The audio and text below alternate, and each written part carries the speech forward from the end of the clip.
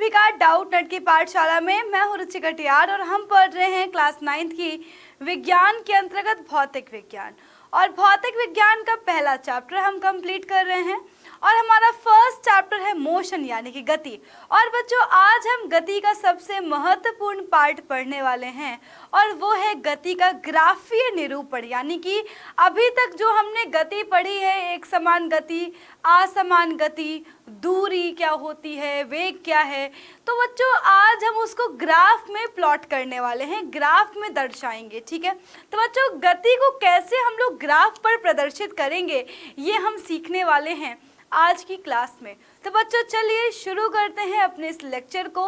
तो बेटा जी आज की क्लास में हम पहले तो देखेंगे दूरी समय ग्राफ एक समान गति के लिए, फिर हम बात करेंगे दूरी समय ग्राफ की असमान गति के लिए। साथ ही साथ बच्चों हम वेग समय ग्राफ देखेंगे एक समान वेग के लिए कि भाई जब हमारी वस्तु एक समान वेग से गति कर रही है। वेग समय ग्राफ हम देखेंगे असमान वेग के लिए जब हमारी वस्तु असमान वेग से गति कर रही है। साथ ही साथ बच्चों जो अपना दूरी समय ग्राफ है इसका इस्तेमाल कहाँ किया जाता है, जो हमारा वेग समय ग्राफ है इसका इस्तेमाल कहाँ किया जाता है, ये हम सारी बातें करने वाले हैं आज की क्लास में। तो चलिए शुरू करते हैं। बच्चों सबसे पहले हम बात करना चाहेंगे दूरी समय ग्राफ के बारे में।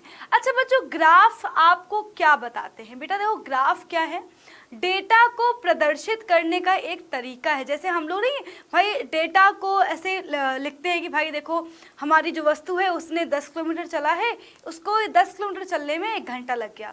जो हमारी वस्तु है उसने फिर आगे जो है 2 घंटे में 20 किलोमीटर चला। तो बच्चों एक तो हम लोग क्या कर रहे हैं केवल डेटा कॉलम में लिख रहे हैं, ठीक है, टेबल्स बना रहे हैं, देखो ना टेबल बनी हुई है ना बच्चों। दूसरा हम क्या करते हैं बेटा, सेकंड हम जो है उस डेटा को प्लॉट करते हैं, ग्राफ में दर्शाते हैं। अब बच्चों जो हमारा ग्राफ है उसको उसके आधार पर जो है चीज़ों को समझना आसान होता है ना।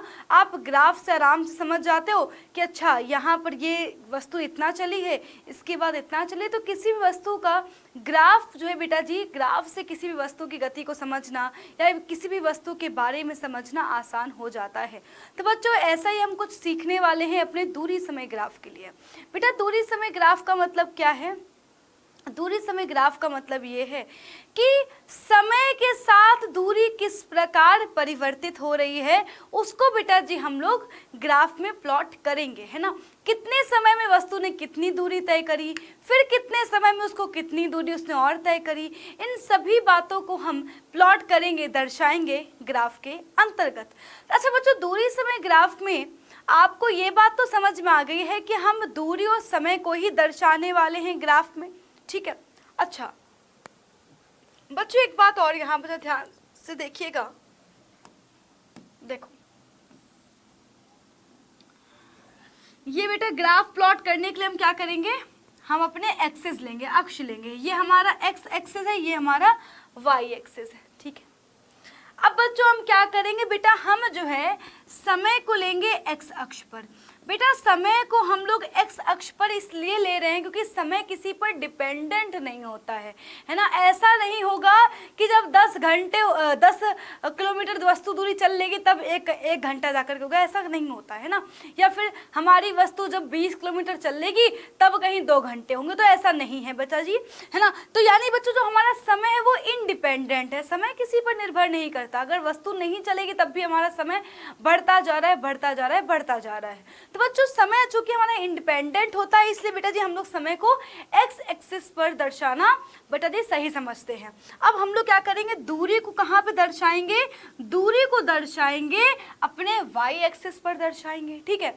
अब बच्चों हम लोग क्या करेंगे, इस ग्राफ में हम लोग देख के ये देख के बता देंगे कि अच्छा समय के साथ दूरी में किस प्रकार से परिवर्तन हो रहा है, ठीक है। अब बच्चों उसके पहले जो है जरा आप जो ये टेबल दी हुई है इस टेबल को ध्यान से देखो। तो कह रहा है डिस्टेंस आपकी किलोमीटर में है और जो टाइम है वो मिनट में है, ठीक है। समय किस में है, समय कह रहा है मिनट में है और जो दूरी है वो किलोमीटर में है, ठीक है। तो कह रहा है कि 1 किलोमीटर वस्तु चलती है 2 मिनट में, ठीक है। तो 2 मिनट हो गए हैं, समय कितना हो गया है, 2 मिनट हो गया है और 2 मिनट में हमारी वस्तु ने 1 किलोमीटर चला। फिर कह रहा है 4 मिनट, यानी बच्चों अगले 2 मिनट है, नेक्स्ट 2 मिनट। यानी बच्चों हमने जब वापस से 2 मिनट बाद देखा तो भी हमारी वस्तु ने सिर्फ और सिर्फ 1 किलोमीटर ही चला था। भाई हमने 2 मिनट बाद देखा तो टोटल टाइम कितना हो गया, 4 मिनट। और टोटल डिस्टेंस कितनी है, 2 किलोमीटर, यानी कि पहले हम 1 किलोमीटर चल चुके हैं, यानी कि अब हमने नेक्स्ट 2 मिनट में 1 किलोमीटर और चल लिया। अच्छा, हमने फिर देखा बेटा जी अगले 2 मिनट बाद देखा तो अब कितने हो चुके हैं, 6 मिनट हो चुके हैं टोटल। और हमने देखा कि अब हमारी वस्तु ने अगला 1 किलोमीटर और तय कर लिया है। ठीक है, यानी कि यहाँ पर टोटल डिस्टेंस लिखना सही होगा। तो 4 मिनट में क्या किया है, 2 किलोमीटर, और 6 मिनट में 3 किलोमीटर, यानी कि हर 2 मिनट में 1 किलोमीटर, हर 2 मिनट में 1 किलोमीटर चल रही है हमारी वस्तु, हर 2 मिनट में 1 किलोमीटर। ऐसे बच्चों बेटा जी अब हो चुके हैं टोटल 8 मिनट, यानी कि हमने 2 मिनट बाद फिर से देखा, हमने वापस से 2 मिनट बाद देखा, तो हमने क्या पाया कि फिर से जो है हमारी वस्तु ने केवल 1 किलोमीटर ही चला हुआ है।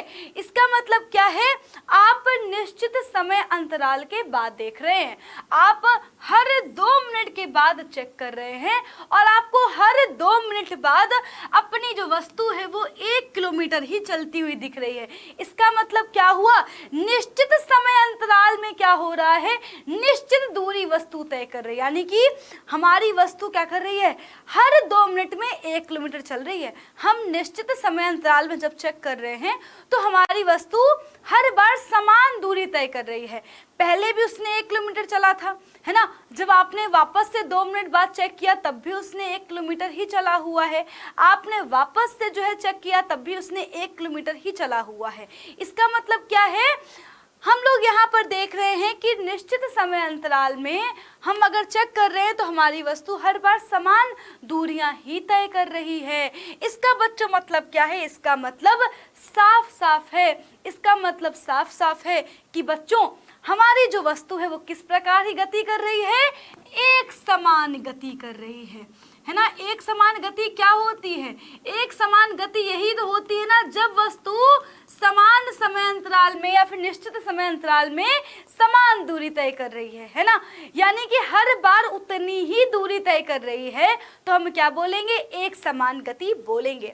अच्छा, अब इसका ग्राफ प्लॉट करना है तो बच्चों पहले तो क्या करना पड़ेगा भाई, अपने को यहाँ पर वैल्यूज लिखनी पड़ेंगी। तो 0 शुरू करते हैं और देखो यहाँ बेटा टाइम अपना मिनट में बेटा जी हम लोग 2 मिनट का ही फर्क लेंगे। 2, 4, 6, 8, 10, 12, 14, 16, ठीक है। और बच्चों दूरी बेटा जो है हम लोग एक एक खाने लेते हैं, 1, 2, 3, 4, 5, 6, 7, ठीक है। चलो अब आप क्या देख रहे हो, 2 मिनट जैसे ही हो गए, जैसे ही कितना समय हुआ, 2 मिनट हुआ, है ना। तो बच्चों हम यहाँ पे क्या करेंगे, 2 मिनट, 2 मिनट में कितनी दूरी है, 1 किलोमीटर, 1 किलोमीटर ये रहा, है ना। तो बच्चों यहाँ पर अपने को एक बिंदु मिल गया जहाँ पर ये दोनों मिल रहे हैं, ठीक। फिर देखते हैं, अब हो चुका है टोटल 4 मिनट हो चुके हैं और 4 मिनट में कितना इसने चला है, 2 किलोमीटर। बच्चों एक x अक्ष पर लंब और एक y अक्ष पर लंब ये यहाँ पर मिल रहे हैं, हमें दूसरा बिंदु मिल गया। इसी प्रकार से हम देख रहे हैं कि जब टोटल टाइम 6 मिनट हो गया है तो हमारी वस्तु ने 3 किलोमीटर दूरी तय कर ली है। अगले 2 मिनट बाद चेक किया तो वापस से 1 किलोमीटर, अगले 2 मिनट बाद चेक किया तो फिर से 1 किलोमीटर, अगले 2 मिनट बाद चेक किया तो फिर से 1 किलोमीटर, अगले 1 मिनट बाद चेक किया तो फिर से 1 किलोमीटर।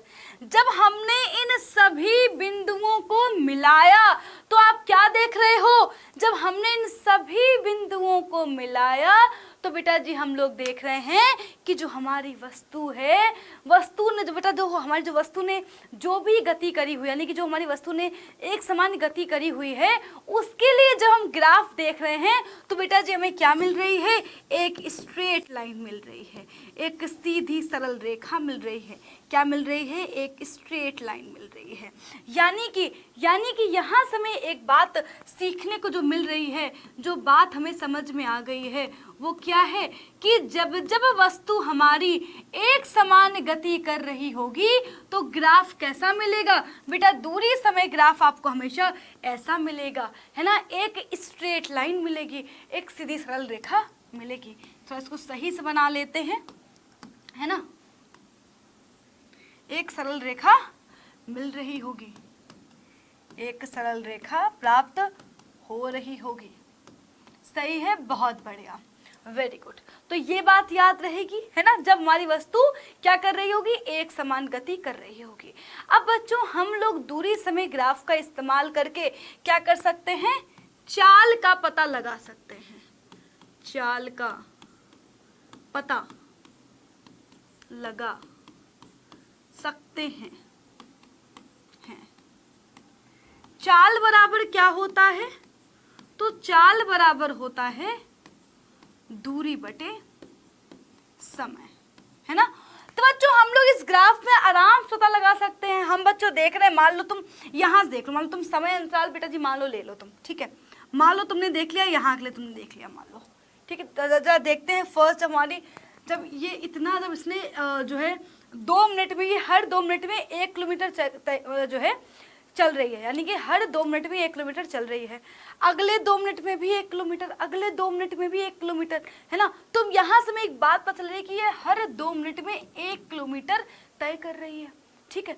अब बच्चों अगर आप यहाँ पर इसको पता करना चाहो तो आप आराम से पता कर सकते हो, है ना। आपके पास टाइम आपको पता है, आपको समय पता है, आपको दूरी पता है, 1 किलोमीटर है, समय हमारा 2 मिनट है। बच्चों चूंकि जो हमारा समय है वो किस में है, मिनट में है, हम क्या करेंगे, इसे घंटे में कन्वर्ट करेंगे। तो क्या करना पड़ेगा बेटा जी, क्या करेंगे, 60 का भाग कर देंगे, है ना भाई। 1 घंटे में होते हैं 60 मिनट, है ना। तो बच्चों 2 मिनट बेटा देखो 2, अब यहाँ पर हम क्या कर रहे हैं, मिनट को कन्वर्ट कर रहे हैं घंटे में, तो क्या करेंगे, डिवाइड बाई 60 कर देंगे, क्योंकि भाई 1 घंटे में 60 मिनट होते हैं। और बेटा जी इसका मतलब क्या हुआ कि 60 मिनट में हुआ 1 घंटा, तो 1 घंटे में कितने 1 मिनट में कितने घंटे हुए, 1/60 हुआ। तो 2 मिनट में कितने घंटे हुए, 2/60 हो गया। हमने सीधे जो है 60 का डिवाइड कर दिया। बच्चों ये 60 कहाँ जाएगा, ऊपर जाएगा, और यहाँ से हमें मिल जाएगा 30 किलोमीटर, है ना। दूरी हमारी किसमें थी, दूरी हमारी किलोमीटर में ही थी, और समय हमने घंटे में ले लिया। इसका मतलब क्या हुआ, चाल हमने निकाल ली है कि हमारी वस्तु क्या कर रही है, 30 किलोमीटर प्रति घंटे की चाल से चल रही है। अब बच्चों मान लो अगर आपको किन्हीं 2 बिंदुओं के बीच मान लो पूछ ले कि भाई ये मान लो एक ए बिंदु, मान लो ऐसे दे दे कि ये ए बिंदु है और ये भाई अपना बी बिंदु है। अब ये बताओ कि ए से लेकर के बी बिंदु के बीच में हमारी वस्तु ने कितनी जो है, हमारी वस्तु की चाल क्या रही होगी, है ना। अब बच्चों जब आपसे ऐसे पूछ ले तब आप क्या करोगे, तब बेटा जी आप फॉर्मूला क्या लगाओगे, चाल बराबर, देखो बेटा जी क्या लोगे, अंतिम दूरी माइनस प्रारंभिक दूरी बटे बच्चों क्या हो जाएगा, अंतिम समय, है ना, अंतिम समय बटे प्रारंभिक समय, T2 माइनस T1, है ना। तो D2 minus D1 upon T2 minus T1। बेटा D2 क्या है लिख देती हूँ, ये अंतिम दूरी माइनस प्रारंभिक दूरी बटे अंतिम समय माइनस प्रारंभिक समय। तो आप इसका इस्तेमाल करके चाल निकालोगे। बेटा जी सेम चीज यहां से भी निकल के आनी है। अंतिम बिंदु तक हमारी वस्तु ने जितनी जो है दूरी तय कर ली है ना, माइनस बेटा जहां से इसने चलना शुरू किया, ठीक है, तब बच्चों इसकी जो है इसने कितनी दूरी तय की हुई थी, है ना, या फिर इसने जहां से शुरू किया था उस बिंदु की दूरी बटे अंतिम समय, यानी कि जो सबसे लास्ट का समय है। तो जरा देखो बच्चों, जब 6 किलोमीटर हो गए थे, तो भैया जब 6 किलोमीटर हो गए थे तो बेटा कितने टाइम में हुए हैं, 12 सेकंड, किसमें 12 मिनट में, है ना। तो बच्चों यहाँ जरा लिख लो, यहाँ पर अंतिम दूरी बेटा कितनी है, तो अंतिम दूरी हम ले रहे हैं 6 माइनस बेटा कहाँ से चलना शुरू किया है, 2 से, ठीक है, यानी कि 2 किलोमीटर से 6 किलोमीटर चल लिया है और 6 किलोमीटर इसने तय किया है टोटल 12 मिनट में। और कहाँ से चलना शुरू किया है, 3 से चलना शुरू किया है। एक बार जरा हम लोग इसमें चेक कर लेंगे, ठीक है, तो 3 है ना, यानी बच्चों 2 किलोमीटर देख लेते हैं, 4 यहाँ से आ गया। प्रारंभिक समय कितना है, 4, ठीक है, तो 6 में से 2 गया कितना आ जाएगा, 4, और 12 में से 4 कितना आ गया, 8, 4 एकम 4, 4 दूनी 8, 1/2। और बेटा ये समय किस में है, अभी भी मिनट में ही है, तो क्या करेंगे, इसको डिवाइड करेंगे 60 से, ये आ गया 60 डिवाइड बाई 2। और आप देख सकते हो यहाँ से भी हमारा आंसर आ गया 30 किलोमीटर पर आवर। इसका मतलब क्या हुआ, इसका मतलब कि हमने सेम फॉर्मूले का इस्तेमाल किया, है ना। चाल बराबर क्या किया हमने, d2 minus d1 upon t2 minus d1। जब वो आपसे पूछेगा कि ग्राफ में किन्हीं 2 बिंदुओं के बीच की जो है चाल ज्ञात करो, यानी कि आपको 2 बिंदु दे दिए और आपसे चाल पूछ ली गई है, तो क्या करोगे आप बेटा जी, अंतिम बिंदु तक की जो दूरी है माइनस जहां से चलना शुरू किया था, तो हमारा अंतिम बिंदु हमने क्या लिया, 6 लिया हुआ है ना बच्चों। जब हमने 6 लिया हुआ है तो बेटा जी हमारा बेटा 6 किलोमीटर उसने तय कर लिया है, माइनस उसने कहाँ चलना शुरू किया था, उसने 2 से चलना शुरू किया था, यानी कि 2 किलोमीटर से 6 किलोमीटर के बीच की बात हो रही है।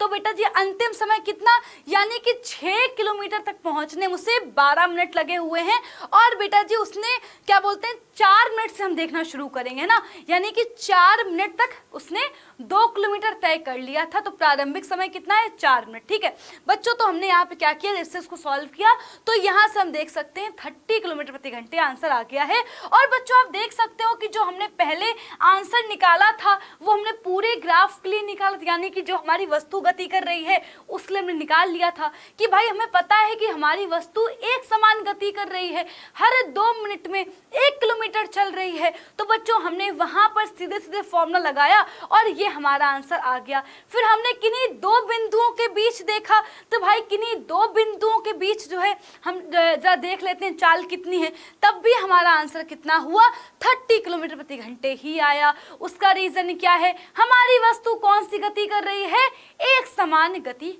कर रही है, यानी कि वो क्या कर रही है, समान समय अंतराल में समान दूरी तय कर रही है। तो चाहे आप इस बिंदु से, चाहे आप इस बिंदु से इस बिंदु ले लो, चाहे आप इस बिंदु से इस बिंदु, मतलब कि कितने बिंदु के बीच में, किन्हीं भी 2 बिंदुओं के बीच में अगर आप निकालोगे तो आपको चाल इतनी ही मिलनी है, क्योंकि हमारी वस्तु क्या कर रही है, एक समान जो है गति कर रही है। अब यहाँ से हमें एक बात समझ में आ गई है कि दूरी समय ग्राफ, अगर हमारी वस्तु एक समान गति करती है तो हमारा जो दूरी समय ग्राफ वो कैसा मिलेगा, वो एक सरल रेखा मिलेगा। दूरी समय ग्राफ का इस्तेमाल करके हम चाल निकाल सकते हैं। हम क्या करेंगे, अगर किन्हीं 2 बिंदुओं के बीच अगर हमसे चाल पूछ लेगा तो हम क्या लगा देंगे, d2 minus d1 upon t2 minus d1।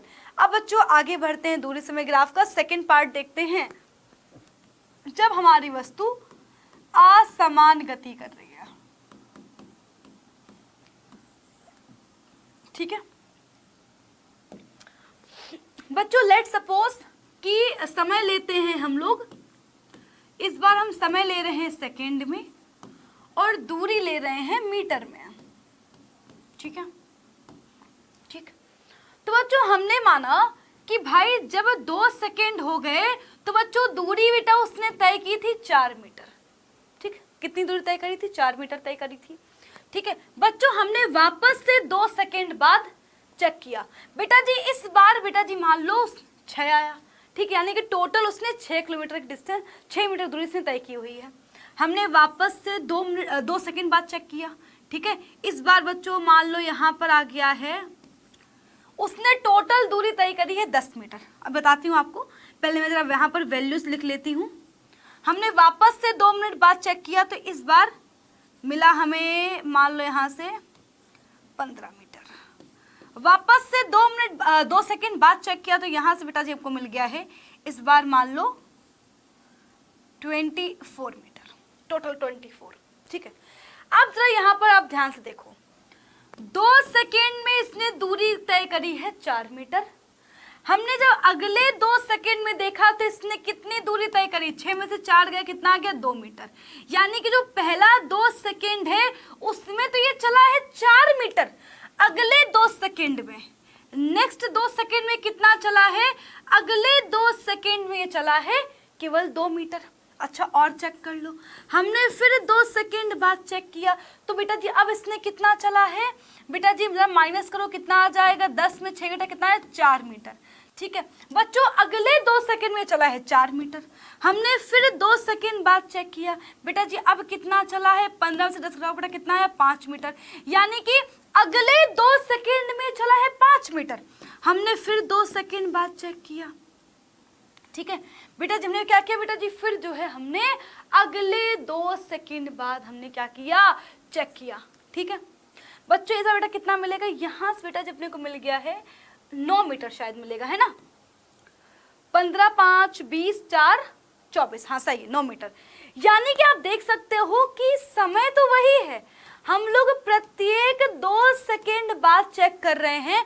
तो पहले 2 सेकेंड में ये चला 4 मीटर, ठीक है, अगले 2 सेकेंड में ये चला 2 मीटर, अगले 2 सेकेंड में ये 4 मीटर चल गया, अगले 2 सेकेंड में इसने 5 मीटर चल लिया और अगले 2 सेकेंड में ये 9 मीटर चल गया। यानी कि कौन सी गति है, ये असमान गति है। निश्चित समय अंतराल में ये अलग अलग दूरी तय कर रहा है, कभी ज्यादा तो कभी और ज्यादा, कभी 4 मीटर चल रहा है तो कभी 2 मीटर चल रहा है, कहीं 5 मीटर चल रहा है तो कभी 9 मीटर चल रहा है। यानी कि हम अगर प्रत्येक 2 सेकेंड बाद चेक कर रहे हैं तो हमें यहाँ पर क्या मिल रहा है, हमें यहाँ पर अलग अलग जो है दूरियां मिल रही है। ठीक है, अब बच्चों अगर आप इसके लिए अगर आप ग्राफ प्लॉट करेंगे, अगर आप इसके लिए ग्राफ प्लॉट करते हैं तो बच्चों जरा देखो, यहाँ पर दूरी मीटर में ले रहे हैं और समय ले रहे हैं सेकेंड में। ठीक है, समय को 2 के अंतर पे ही ले लो, 0 2 4 6 8 10 12 14 16। ठीक है, और बच्चों अपनी बेटा दूरी बेटा 2 सेकंड 2 के अंतर ले लो, 2 4 6 8 10 12 14 16 18 20 और 24। ठीक है, अब जरा ग्राफ प्लॉट करना शुरू करते हैं। तो जरा बच्चों जरा शुरू करो। देखो, जब 2 सेकेंड हुए तो इसने कितना तय किया, तो इसने तय करा है 4 मीटर, यानी कि ये 4 मीटर। ये बच्चों अपने को ये पॉइंट मिला, ये हमने पॉइंट हमें मिल गया। अगले 2 सेकेंड बाद, यानी कि जब टोटल 4 सेकेंड हो गए तो हमने नेक्स्ट 2 सेकेंड बाद चेक किया, इसने कितनी दूरी तय करी थी बेटा, इसने चला था 6। यानी कि बच्चों जब ये हुआ अपना 4 सेकेंड जब हो गए हैं तो इसने चला है 6। ठीक है, कोई बात नहीं, आगे आओ। अगले 2 सेकेंड, यानी जब 6 सेकेंड टोटल हो गए हैं तब इसने कितना चला है, तब इसने चला है 10। यानी कि यहाँ पर 6 बेटा कहाँ पे, ये 10 मिला, ये टोटल कितना चल गया 10 मीटर। यानी कि बच्चों ये पूरे क्या चला है, 4 मीटर ज़्यादा चल गया। हमने वापस से हमने क्या किया, 2 सेकेंड बाद चेक किया, यानी कि जब टोटल टाइम हो गया है 8 सेकेंड हुआ तो आप देखो इसने कितना चला है बेटा, 8 सेकेंड में टोटल दूरी कितनी हो गई 15। यानी कि यहाँ पर कहीं अपने को बिंदु मिलेगा, है ना, 8 में यहाँ पर कहीं अपने को बिंदु मिल जाएगा। ठीक है, अब जरा देखो बच्चों, जब टोटल टाइम 10 सेकेंड हो गया तो इसने कितनी दूरी तय करी हुई है 24। यानी कि यहाँ पर ये 10 पे कितना 24 मतलब यहाँ पे कहीं पॉइंट मिला है। तो अगर आप इन सभी बिंदुओं को मिलाओ तो हमें ग्राफ कैसा मिल रहा है, एक वक्र रेखा मिल रही है। ये ग्राफ कैसा है, ये ग्राफ है बच्चों एक वक्र रेखा। और बच्चों जब वक्र रेखा बेटा मिल रही है तो हम समझ जाएंगे कि ये ग्राफ किसके लिए है, असमान गति की है। यानी कि एक बात यहाँ से जो हमें समझ में आती है वो क्या, कि जब आप असमान गति के लिए जाओगे, जब आप असमान गति के लिए प्लॉट करेंगे दूरी समय ग्राफ, तो आपको ग्राफ कैसा मिलेगा, एक वक्र रेखा प्राप्त होगा। सही है। बहुत बढ़िया। अच्छा बच्चों, अब इसमें यहाँ पर मैं आपको दूरी समय ग्राफ में ही सॉरी यहाँ पर वेग समय ग्राफ में यहाँ पे लिख दिया है मैंने, है ना। तो यहाँ पर कहीं खाली जगह है क्या अपने पास? यहाँ पर कहीं खाली जगह तो बेटा दिख नहीं रही है, तो तुम्हें समझ से तो आ ही गया है कि वक्र रेखा मिल जाएगा। ठीक है, अब बच्चों यहाँ पर आपको जो है ना मैं दूरी समय ग्राफ में ही बेटा जी एक बात और समझाना चाहती हूँ। दूरी समय ग्राफ में क्या जगह है क्या अपने पास? तो यहाँ पर जगह जगह जगह, चलो यहाँ बेटा जो मैं ऊपर लिख देती हूँ, है ना, ऊपर लिख देती हूँ ताकि तुम लोग कॉन्फ्यूज ना हो। लिख देती हूँ दूरी समय ग्राफ। ठीक, तो यहाँ पर मैं दोनों ही मेंशन कर देती हूँ। असमान गति के लिए क्या होगा? ग्राफ हमें मिलेगा एक वक्र रेखा। बच्चों दूरी समय ग्राफ का ही एक स्पेशल है केस, अपना स्पेशल केस है ये।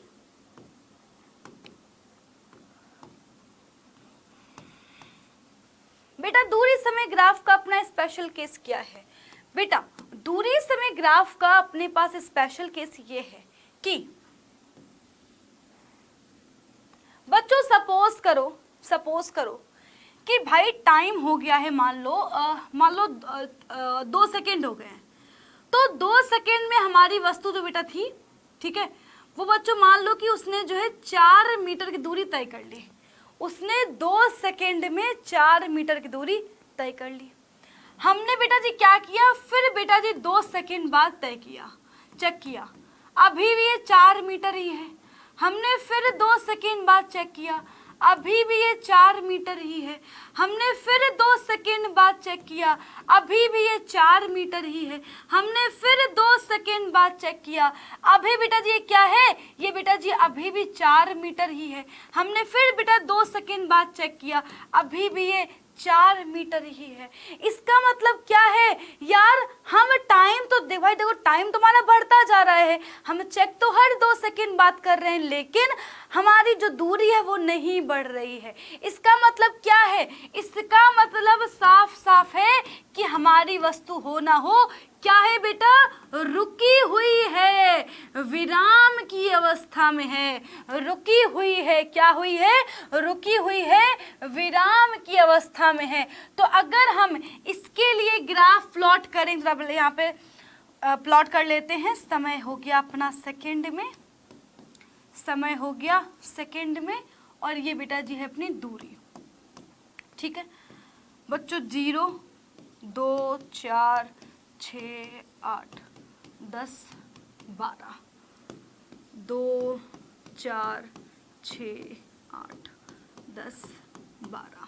ठीक है, अगर आप देखो तो बच्चों हम क्या देख रहे हैं, 2 सेकेंड में इसने कितना चला है? 4 मीटर, यानी कि ये अपने को एक बिंदु मिल गया।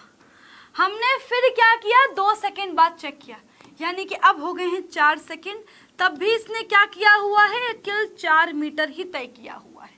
हमने फिर क्या किया, 2 सेकेंड बाद चेक किया, अभी भी इसने क्या किया हुआ है, 4 मीटर ही तय किया हुआ है।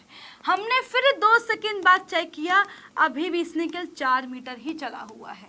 हमने फिर 2 सेकेंड बाद चेक किया, अभी भी ये 4 मीटर ही है। हमने फिर 2 सेकेंड बाद चेक किया, अभी भी ये 4 मीटर ही है। अगर आप इन सभी बिंदुओं को प्लॉट करो तो अगर मिला दो तो आप क्या देखोगे, हमें एक्स अक्ष के समांतर एक रेखा प्राप्त हो रही है। हमें क्या प्राप्त हो रहा है, ग्राफ कैसा मिल रहा है, एक्स अक्ष के समांतर एक रेखा प्राप्त हो रही। इसका मतलब क्या हुआ, इसका मतलब ये हुआ कि अगर तुम्हें कहीं पर भी ऐसा दूरी समय ग्राफ मिल जाए, अगर तुम्हें कहीं पर भी ऐसा दूरी समय ग्राफ मिल जाए तो आप क्या समझ लेंगे, आप समझ लेंगे कि हमारी वस्तु रुकी हुई है, विराम की अवस्था में है, रुकी हुई है, चल नहीं रही है वो। तभी तो बेटा जी में ग्राफ क्या मिला है, एक्स अक्ष के समांतर मिला है। क्या सबको समझ में आ गया? आई होप बच्चों पूरा क्लियर हो गया होगा। ठीक है, अब जरा बच्चों वेग समय ग्राफ को देखेंगे।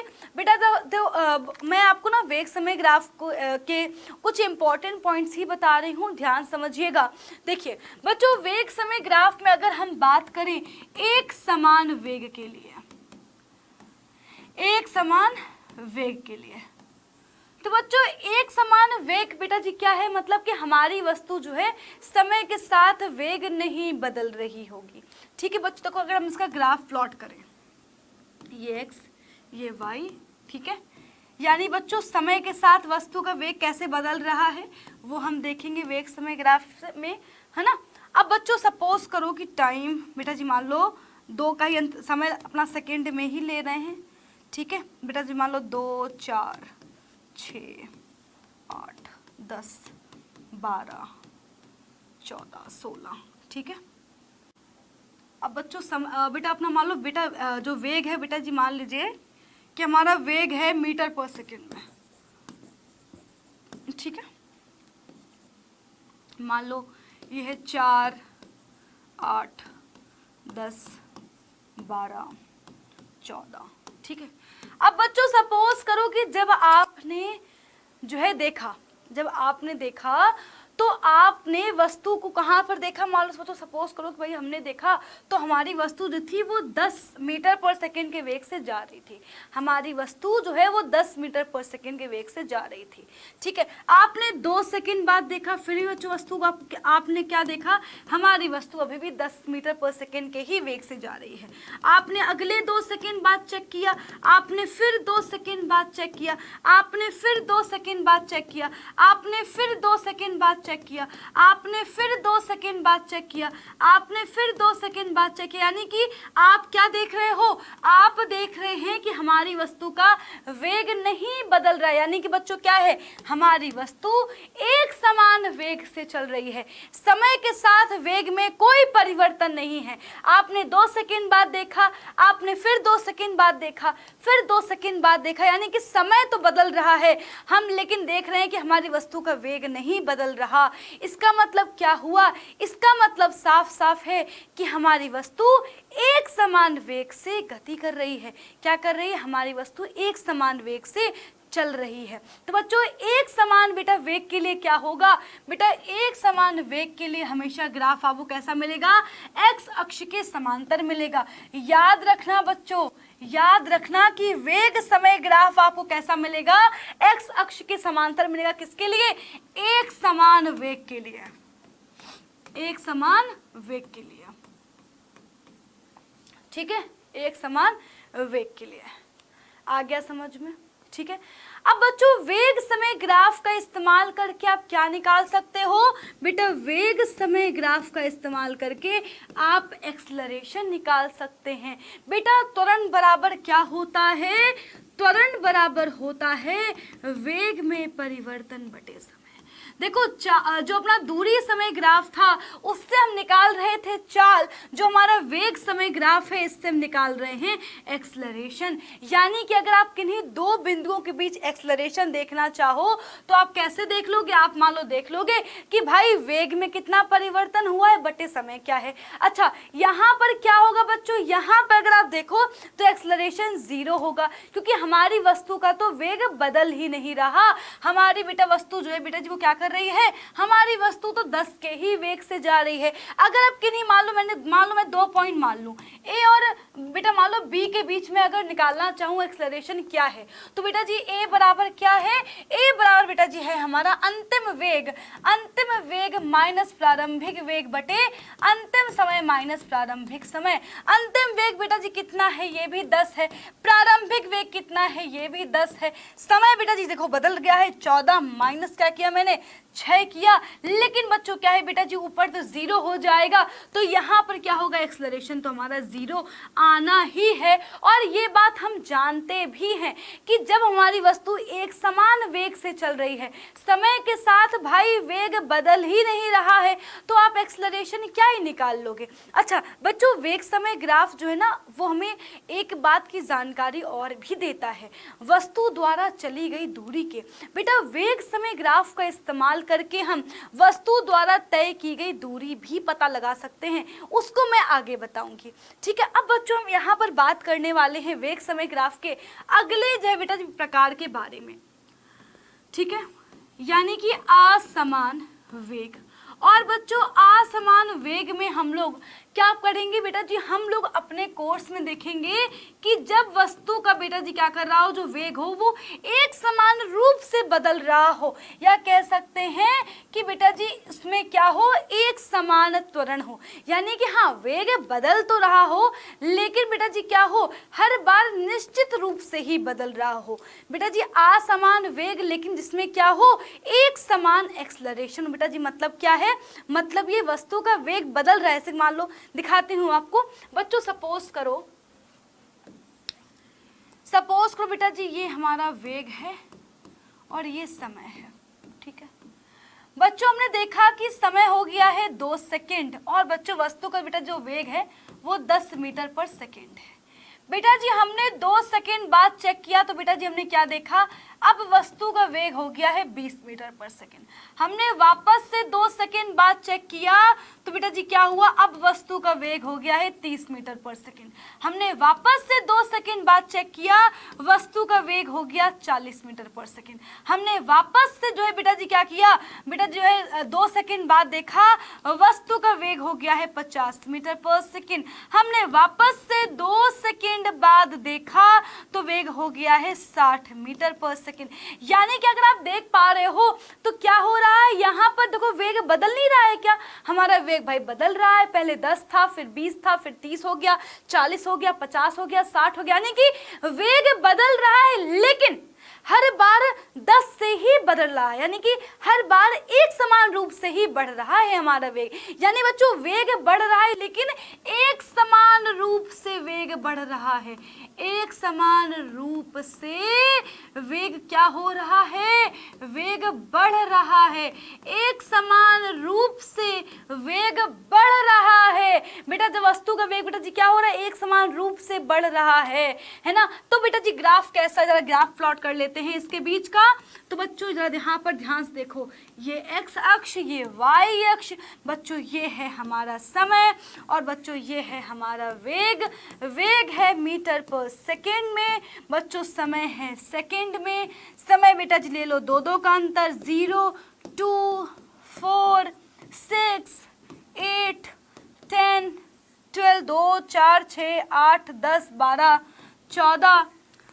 बच्चों वेग बेटा मान लो ले लो 5 का अंतर ले लो, है ना, 5 का, फिर 10, 5 का ले लो, 5, 10, 15, 20, 25, 30, है ना।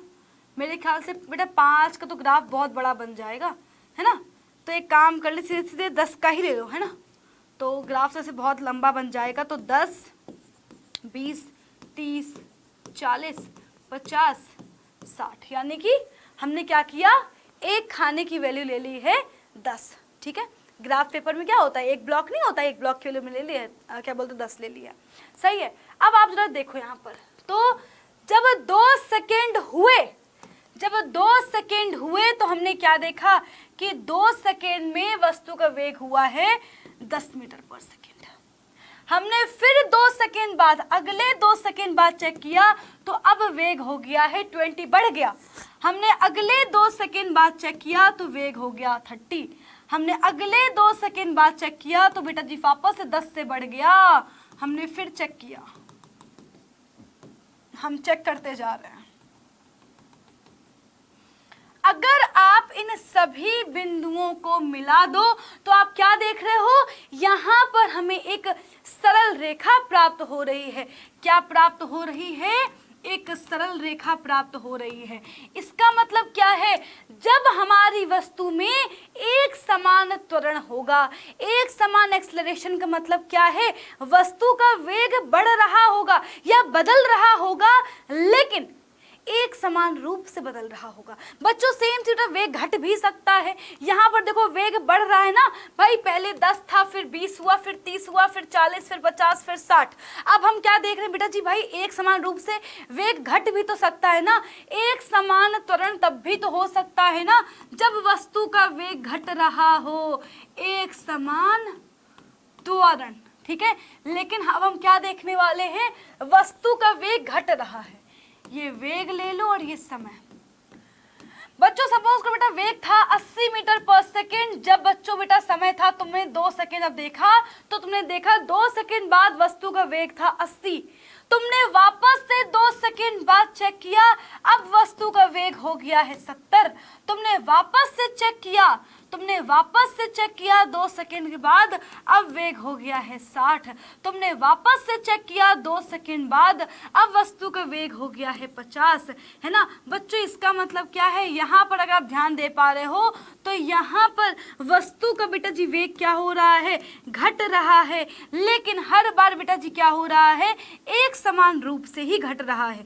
कभी ऐसा नहीं हो रहा है कि एकदम से वस्तु का वेग घट गया, एकदम से 0 हो गया, ऐसा नहीं है। आप लोग ध्यान से देख सकते हो। और यहाँ पर हम लोग देख रहे हैं कि वस्तु का जो वेग है वो क्या हो रहा है, एक समान रूप से घट रहा है। क्या हो रहा है, एक समान रूप से घट रहा है। यहाँ पर देखो एक्सलरेशन यहाँ पर भी है, एक समान त्वरण तो यहाँ पर भी है। क्योंकि भाई जब वस्तु का वेग बढ़ता है और जब वस्तु का वेग घटता है, दोनों में ही क्या होता है, एक्सलरेशन होता है। जब वेग बढ़ता है एक समान रूप से तो पॉजिटिव एक्सलरेशन, जब वस्तु का वेग घटता है तो आता है नेगेटिव एक्सलरेशन बच्चों, जिसे हम मंदन भी कहते हैं। तो बच्चों जब हमने देखा कि वस्तु का वेग बेटा जी क्या हो रहा है, एक समान रूप से बढ़ रहा है, तो ग्राफ कैसा मिलेगा, ऐसा ग्राफ मिलेगा। जब वस्तु का वेग एक समान रूप से घट रहा है, जरा ग्राफ ड्रॉ कर लेते हैं यहाँ पर। जरा देखो बच्चों ग्राफ प्लॉट कर लेते हैं। समझ लो 0, 2, 4, 6, 8, 10, 12, 14, 16, 18, 20। यहाँ पे 10-10 का अंतर लेते ना, 10 का फर्क ले लो। 10, 20, 30, 40, 50, 60, 70, 80। ठीक है, तो तुमने कब चेक किया, तुमने देखा कि यार 2 सेकेंड हो गए, वस्तु का वेग कितना है 80, यानी कि वस्तु जो है हमारी वो 80 से चल रही है, 80 से चल रही है ना। फिर तुमने 2 सेकेंड बाद चेक किया तो क्या हुआ, अब उसका वेग घट के कितना हो गया, 70 हो गया। तुमने फिर चेक किया 2 सेकेंड बाद, तुमने क्या देखा, अब वस्तु का वेग 60 हो गया है। तुमने फिर 2 सेकेंड बाद चेक किया तो 50 हो गया, अगले 2 सेकेंड बाद 40 हो गया, अगले 2 सेकेंड बाद 30 हो गया, अगले 2 सेकेंड बाद 20 हो गया, है ना। और बच्चों 16 सेकेंड में क्या हुआ बेटा, 16 सेकेंड बेटा 10 हो गया। और 18 सॉरी यहाँ पे 18 होगा ना, 18 है ना बच्चों। 18 सेकेंड पे क्या हुआ बेटा, 18 सेकेंड पे हमारी वस्तु का वेग 0 हो गया।